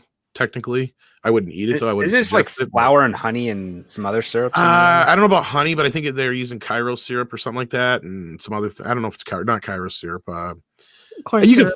you can find the there's Well, that's a there's huge fad. Like the last few years, it was like a huge fad with like the little kids because it's just Oh, yeah. slime that glitter. well, yeah. slime. Between Ghostbusters and Ninja Turtles, there was always something to be slimed. Mm. And like I said, I think it started with He-Man with the slime pit. But yeah, I remember every line they've tried to find a way to bring slime into the picture They somehow. even marketed Walk Like a Man with the slime. He goes in and he gets a thing of the ectoplasm. Oh yeah, the movie. I bought that on DVD. I'm so pissed. It's like some full frame fucking. I think I have it full. I think I have it on DVD. Like if it's Yeah. the first one that never came out, yeah. It's a shit DVD. They need to remaster the hell out of it. I'm surprised you even know that movie. Most people don't know that movie. Well, I think it was just so obscure, but I only had HBO and only when I was at my grandmother's house as a kid. So Did you guys ever yeah. see that? Walk Like a Man with Christopher Lloyd and Howie Mandel, I Cloris think so, Leachman. yeah. Cloris Leachman. And he was Yeah. raised by wolves. Howie Mandel raised by wolves. That was such a dumb movie. Who plays the main chick in that? Amy Steele from That's what I thought. Yeah, Yeah. okay. And then also, what's her Friday face? the 13th Not too. one of the other chicks from Police Academy's in it too. What's her Colleen name? Camp is in it.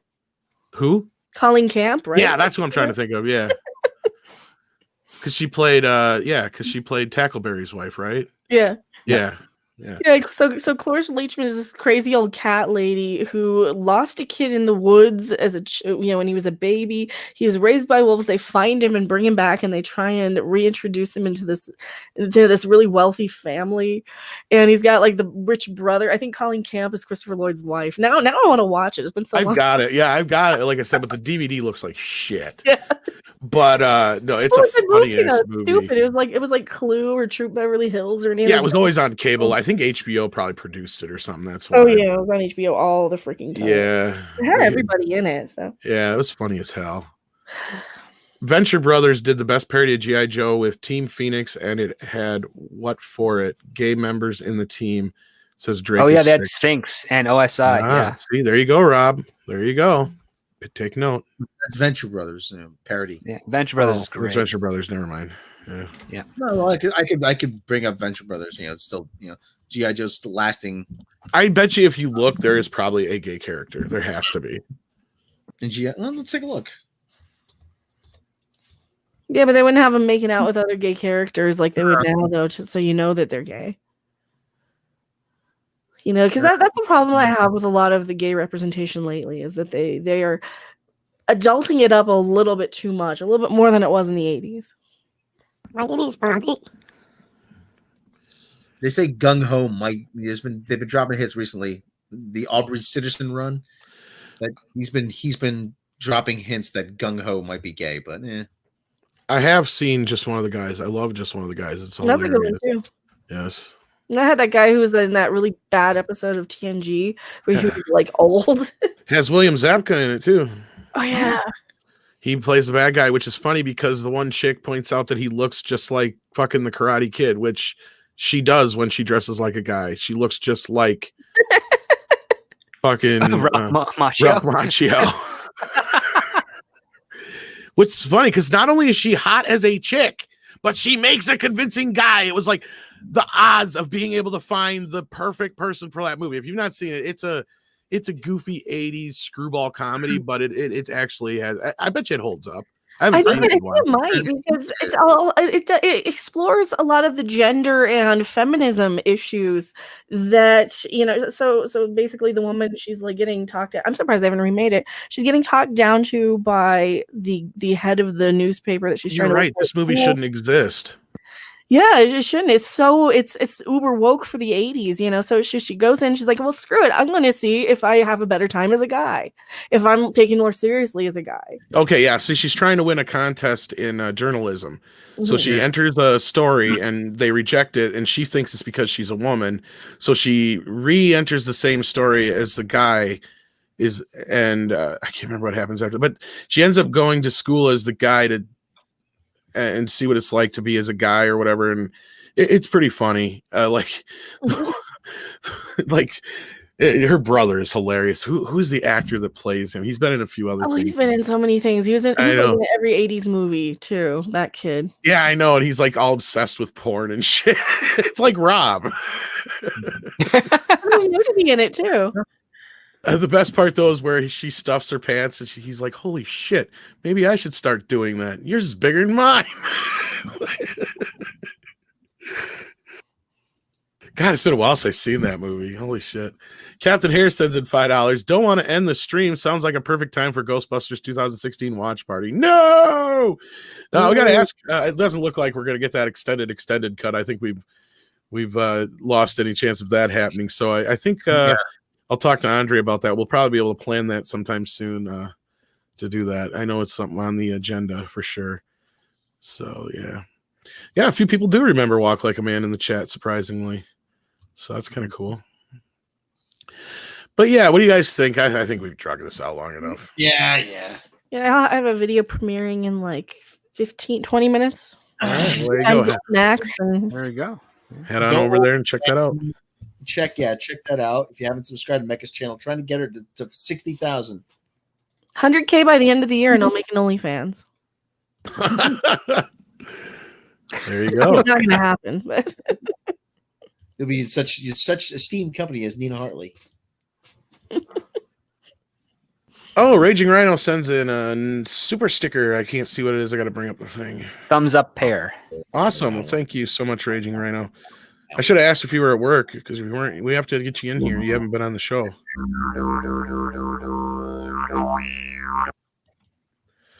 All right. How about why haven't they remade the movie Switch yet? I'm trying to remember Switch. Oh, Switch, Ellen Barkin. Oh yeah, sounds familiar. I'm sure I'd remember it. She Hey, dies, how you doing? She dies. She comes back as a woman. Oh, okay. I think I remember that now. Okay. Black Phoenix remembers just one of the guys, but doesn't remember Walk Like a Man. Walk Like a Man wasn't nearly as big of a hit as Just One of the Guys. Just One of the Guys, I think, actually did pretty well in the box office and so on. So, yeah, Corey Haim did a quasi sequel called Just One of the Girls in '93. It was like a TV movie. Yeah, hours and hours of Mecha doing topless video gaming. I don't know about that. I think that would be. I can't do hours and hours now. Right. All right, folks, hit that like button. Be sure to check out Script Doctor, Mecha, and Rob's channel. Rob, you need to do another rant here pretty soon, I would think. Yeah, I got another 5-minute thing about Star Wars. Get her done. Yeah, I gotta get her done. Yeah, Get her done. I think we got a minimum effort puppy for tonight. mm-hmm. That's about it. He's so cute. I gotta get the other ones on here yet. Sucks. So much to do, so little time. Oh, anyway, folks, I want to thank everybody for joining us. It's been fun. It's been a blast. Check us out tomorrow morning on Midnight's Edge in the morning. Until this weekend sometime, I'm sure I'll muster up a tomfoolery at some point. I know I haven't done much this week. Also, MEAD Radio does have its own channel now. I'm going to try. The trailer I put on there got a community guideline strike right away. Oh my god! But they dropped it. So somebody's doing it. Somebody's hunting you down. Yeah. Somebody's flagging me. So yeah, we'll see how well that works. And Fall Guys Season 2 dropped, so I'll be playing Fall Guys. I don't know if I'll stream it. If you guys ask me nicely. There's seasons to a game now. Well, they added new levels and new costumes and stuff. So yeah, now I gotta level up again. The DLC they call a season now, right? Well, those are the season passes for like finished triple game. This is an online multiplayer, so it's basically a game update. So they've got new levels, new costumes. You level up all over again. Az was playing today. I didn't even know it was out until I saw, oh, Az is streaming. Season 2's out. Ooh. I wouldn't never have pegged Az for a guy, someone who likes Fall Guys. I really, Well, really he was would. saying that I think he spent more time on this than WoW lately or something to that effect. Plays World of Warcraft? I think so, yeah. Either that or I was making it up and I just completely I can see how it can be addicting, but it's just not my type of game. Yeah. Oh, it's yeah, fun. you gotta kind of It's fun when I played it. It was a freebie. Well, easy, like I have a half an hour so I can play a few rounds of this sort of game to play. Jump in, jump out. Mm-hmm. Where you're not really on a long, and now I've got to do, 27 things before I can save. It's not one of those sort of games, so it's really easy for that. And there's like a lot of time where you can, you're loading the next level or something. You can interact with the chat. It's a really good streaming game. It's like a PUBG only without violence, I guess. It's like if Nintendo made a battle royale sort of thing. Yeah. Oh, I got my big ass Friday the 13th box set finally. Sweet. Nice. Yeah. Not that you care, Rob, but yeah. No. The movies look great. I'm happy for you. Whoever edited the new special features, if anybody from Shout or Scream is listening, give me a holler, dude. Whoever's working on that shit, I'm sorry to say they suck. Ooh, can I edit better? And I just started doing it like a week ago. There are so many dropouts and shit. I was about to message Tommy McLaughlin and go, "Who the fuck edited your segment, dude? Oh my god, it looks like garbage." Because and then I'm not, and some, I can't say their name, but somebody else who's kind of in the industry agreed with me when I said, I can't believe they didn't ask us to use our interviews with Tommy and Adam. Because there's somebody who complimented your editing, who I'd kind of like to. No, not exactly. I don't think you ever crossed the paths with them. But there's somebody who's in like the Blu-ray business, and may or may not have had worked on this set in some capacity. But no, like I said, I don't know why they didn't bother asking us for our interviews, because they're great interviews and there's so much shit there. And the little interview with Tommy, they got some of the information we got there, and they went and got it wrong the way they edited it. Because here's the thing, he talks about Alice Cooper. They never met face to face to this day, Alice Cooper and him. In passing, they've seen each other, but they have never met face to face. Whoever edited his segment makes it sound like they've met before. So like just little stupid shit like that outside of just the crappy editing part, it's like, dude, you're making it like it's a lie. Little fake news. It is. It's fake news, because that was one thing he talked about on our interview, was how he would love to, re-record it or play that song live someday with Alice Cooper and actually get to meet him and talk to him, because they've never actually got to talk before, an actual person. So, yeah. But anyhow, we're losing people, so they think we're ending. So we're going to end it up here. But yeah, it's still a great box set. The movies look great. They remastered the first 4 films and Jason Goes to Hell. And I think Jason X. So those all look amazing. Because I watched the first 2 this morning, and Jesus, they look good. So check those out if you haven't already. I think it's on sale right now for $132, which seems steep, but that's actually a pretty good deal. It's got 16 discs, all 12 Friday the 13th movies, including Freddy vs. Jason and the remake, if you don't really care about it. Damn, that's a great deal. Yeah, the only $7 and change a movie. Pretty much. The only downside is Freddy vs. Jason and the remake are just the same exact discs that are already been out there since the movies came out. Oh, so they didn't add any flair to them. Okay. They are the exact discs, like down to the, like they literally probably had to buy them straight from Warner Brothers and Paramount. The same discs exactly. Oh, boy. But it was probably just a deal where they couldn't get anything else, kind of thing. But anyway, it's a great set though, even if it's just worth it for the few additional things that were never available before. And they also unearthed some deleted shots from part 2. There's not a shit ton, but it is kind of neat just to see. So, and all the other stuff is carried back over from all the other box sets before too. So it's a worthy package in the end, just the same. Check it out. Yeah, Kitty wants out. He doesn't want food. He's getting pissed and I won't let him out. But I don't want him running off. So Then he takes off for a day or two. Ask Rob. Mm-hmm. That's why. That's right. All right, kids. Take care. We love everybody out there. Hit that like button on the way out if you would. Peace. Just when you think this show is terrible, something wonderful happened.